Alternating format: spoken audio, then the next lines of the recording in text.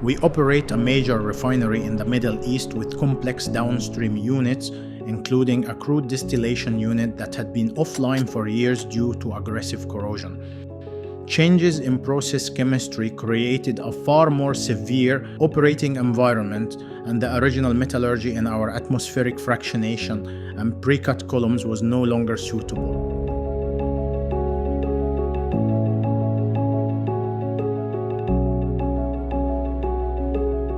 The columns include critical internals such as tray supports, brackets, and nozzles, all exposed to temperatures around 300 degrees Celsius. Replacing the vessels or installing CRA linings would have meant long lead times, high capital cost, and extended production delays, which we wanted to avoid. We worked with IGS to apply HVTS metal alloy cladding across the internal surfaces of both columns. The coating was applied without heat input or distortion and covered all corrosion-critical areas within a single turnaround window.